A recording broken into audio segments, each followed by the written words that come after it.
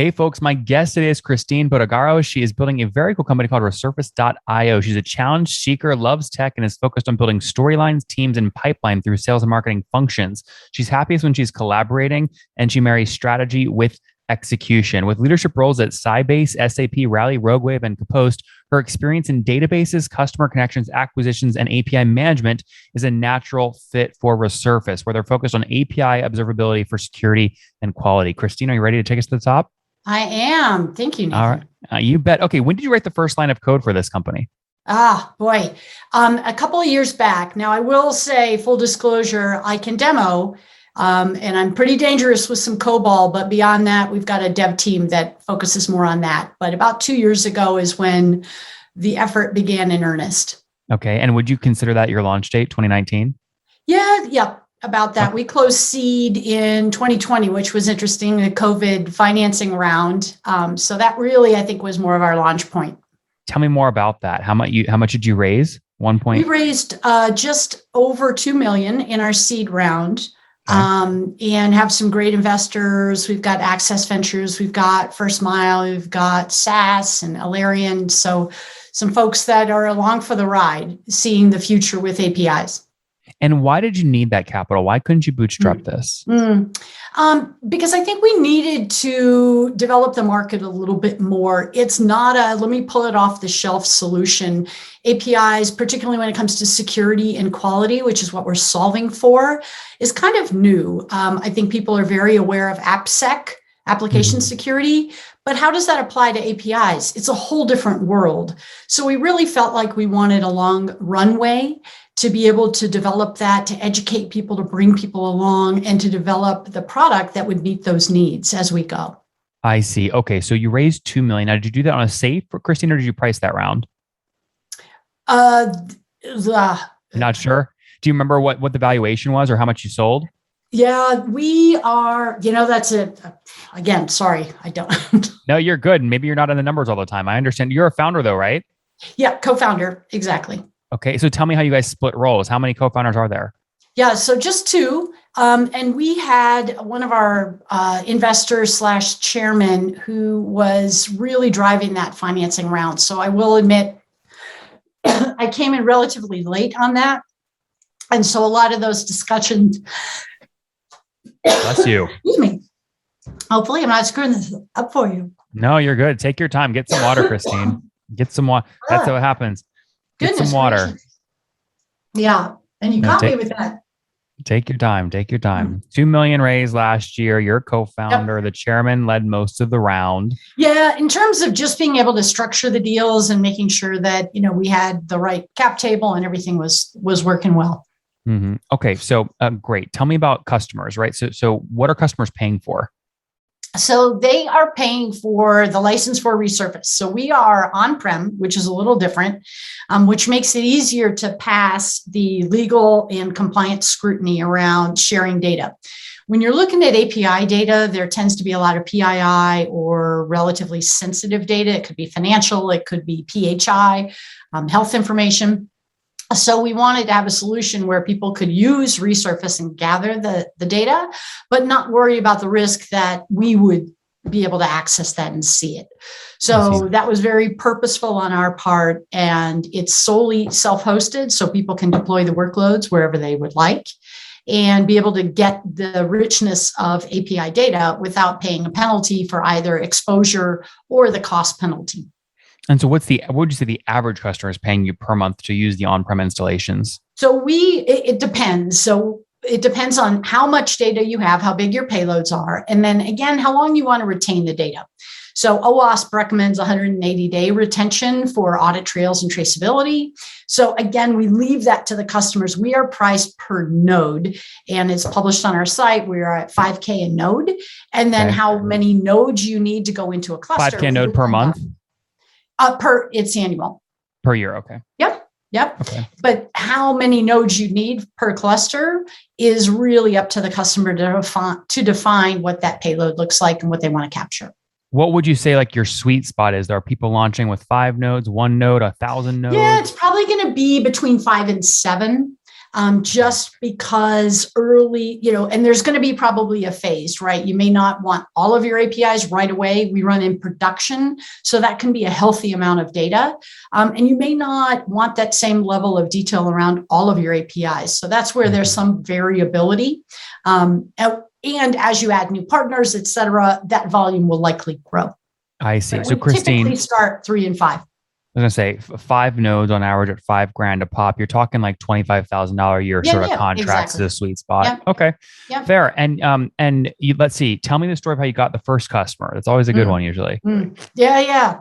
So a bit of our origin story, I'll give you that very quickly. And that is that a very large hardware manufacturer, fruit-based hardware manufacturer, had a precipitous drop in their online store once they launched a new version. Couldn't figure out what it was. Rolled in there with our solution and tracked and logged all of the calls and was able to then say, where are they failing? What's happening? So we knew what process, and then being able to say, how are these alike, and figuring out what that cohort looked like. And it turns out it was all clustered around a zip code failure. So it was a trailing 0 error, which means that anything in a zip code ending in 0 would fail. And so people kept trying to buy, and it would say, nope, not a valid zip code. And it turns out that 6% of the zip codes in the US end in 0. So that was a 6% revenue drop. So it became really clear, not only the value in the data to be able to root cause, but to say, let's reach out to everyone who is impacted. So that's the beauty of the data, to say, Nathan tried to buy something. He didn't report a problem. He just didn't buy. So then we could remediate and reach out to each of those affected people and say, come back, buy again. So that was our origin story. And then that's sort of the storyline that we're seeing is those silent failures or security risks that people need to know about in real time. So that was company and customer number one. How many customers are you serving now today? So we've got, we're early days, but we've got a couple dozen that are active in all states of, hey, we're trying this out, proof of value, through in production. And again, with APIs, they carry some degree of scrutiny in terms of they can carry revenue or, again, customer data. Yeah, I would say a couple dozen is a lot considering how young you are and the sensitivity of the data. How many nodes is that, actually installed nodes? It depends. So what I would say is the way that we quote that, it depends on their implementation. Well, yeah, but can't you look at what you've already implemented across the 36? See, that's where we don't have visibility because we're not SaaS. But the way that we're priced is annual. So it could be, again, taking the average of like 5 nodes per. Okay. Right. So wait, I don't understand. How do you know what to build them if you don't know how many nodes they're installing? Well, we price annually, but they can increase. So we may have to do a true up at the end of it. Well, that's what I'm trying to figure out. So you don't know right now how many nodes you have installed across the 36 customers? Yeah, it'd be about 72.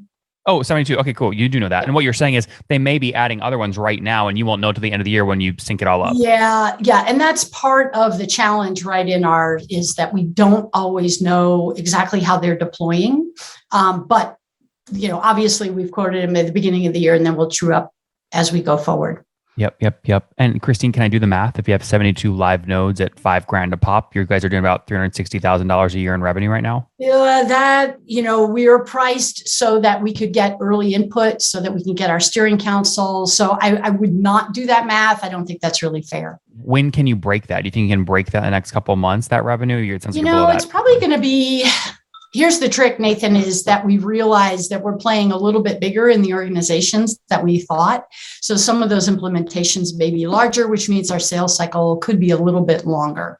I see. We have to work through different groups that have opinions and ideas and ownership over those APIs. So I would hesitate to, forecast out what that looks like. But we expect that in the next year, we'll be able to, aggressively move that needle. That's good. That's exciting. Tell me more about the team today. How many folks? Yeah, so we are just under a dozen people, and some of those are fractional. We've got developers all over the world that are helping us build the product. And then we've got some folks on the sales and marketing side that are doing the outreach. But a lot of that is, us founders reaching out to our networks and having those good early conversations. How many engineers? So we've got 5 engineers. Okay. Very cool. And the sales reps are mainly you guys. Are you targeting any sector? I mean, I imagine financial institutions are probably a big one, maybe governments. Who are you targeting? Yeah.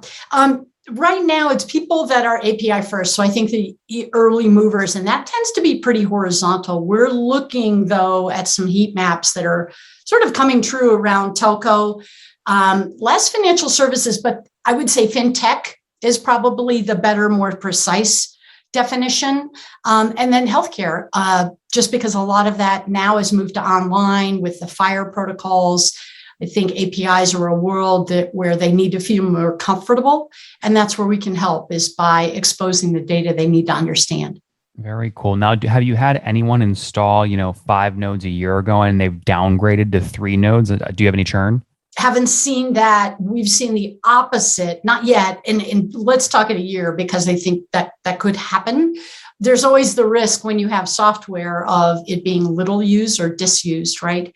But we see the opposite, which is where we were in the operations center, and now we're talking to the people who own the online platform itself and said, we want to be part of this. Our customers are asking for API audits, and we need to be able to satisfy that. So moving from ops to the product side is an interesting pathway for us, and we're just now starting that. I see. Very cool. Okay, talk to me about funding moving forward. Do you guys have enough runway in the bank to last yourself a year, or are you raising now? We do. That clock is ticking for sure. And we're thinking we're about 12 months from Series A. It could go faster, just depending on the climate and where we think we're ready. But we're in acquisition mode for customers and users right now. Again, to get that feedback loop, we really want to understand the problems that we're solving for people. And if there is a vertical spin on that, meaning, will there have to be different versions? Are they going to look at different protocols? We want to make sure that we're conversant in that before we start really ramping and scaling. Makes sense. Managing burn, though, is really critical for an early team. When you look at your total expenses per month right now, what are they about? Yeah, I'd hesitate to quote on that, but I will say that we are managing it very conservatively. But quantify that, Christine. What does that mean? Does that mean you have 15 months to runway in the bank right now, or 5, or what? It's probably, again, back to 12. You think it's 12? Okay. What we got, and a little bit plus or minus, but just spending in terms of like marketing programs, being conservative there and making sure that those are things that we can measure. And that are you spending on marketing right now? A bit, yes. We had a couple of pilot programs and, enough results to say this is something we want to move forward with. But right now it's content creation, a lot of events, because that's where we can get in front of people. We don't expect that they'll come to us right away. Google Ads, sort of the more traditional method, some social. And then on our, team side, being able to have some fractional contributors helps us. Fiverr for design work. Like, again, just being really cautious around our spend. Makes sense. This is a good story. I'm eager to see where you guys end up 12 months from now. It'll be fun. But in the meantime, Christine, we're out of time. Let's wrap up with the famous 5. Number 1, what's your favorite business book? Challenger Sale. Number 2, is there a CEO you're following or studying right now? That's a good question. I just was reading last night, Recency Effect on Masterclass, the founder of Masterclass, and that pathway is interesting. Number 3, what's your favorite online tool for building Resurface?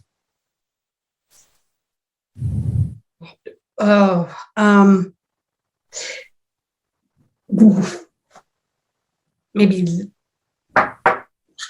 Just think about what you used this morning. What tools did you use? A lot of Zoom, unfortunately, but Zoom's a good one. Number 4, how many hours of sleep do you get every night? I'm an 8 gal. That's good. And what's your situation? Married, single, kids? All of the above. No, married and kids. Very cool. How many kiddos? I've got 2 boys. Oh, wow. Very cool. And can I ask how old are you? No. I like it. She's blunt and honest. The reason we ask is because the next question is, take us back to your 20-year-old self. What's something that you wish that she knew? That you can... that it will pay off. The hard work does pay off. That sometimes it doesn't seem like it. but it will, and it adds to your experience and your knowledge base, even if it's good or bad. Guys, Christine building Resurface.io launched in 2019. They raised 2 million pre-seed last year and are now helping all kinds of customers, call it healthcare, fintech, and telcos, install on-prem installations to manage internal APIs that might have sensitive data on them. They price per node, about 72 live nodes. They price anywhere between $2,000, $3,000, $4,000, $5,000 a year per node as they look to scale, hoping to break $500,000 in revenue coming up here next year. We'll see what happens. Christine, thanks for taking us to the top. Yeah, thanks.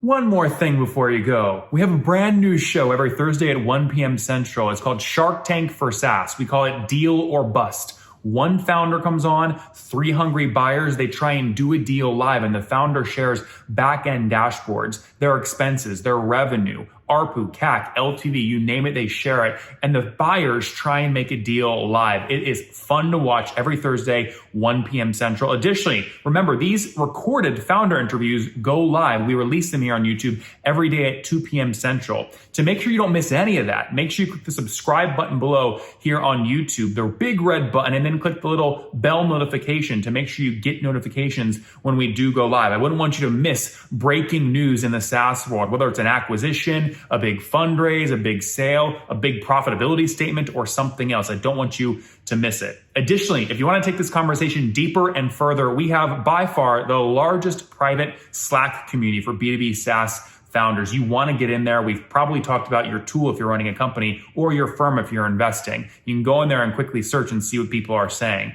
Sign up for that at nathanlatka.com/Slack. In the meantime, I'm hanging out with you here on YouTube. I'll be in the comments for the next 30 minutes. Feel free to let me know what you thought about this episode. And if you enjoyed it, click the thumbs up. We get a lot of haters that are mad at how aggressive I am on these shows, but I do it so that we can all learn. We have to counter those people. We got to push them away. Click the thumbs up below to counter them and know that I appreciate your guys' support. All right, I'll be in the comments. See ya.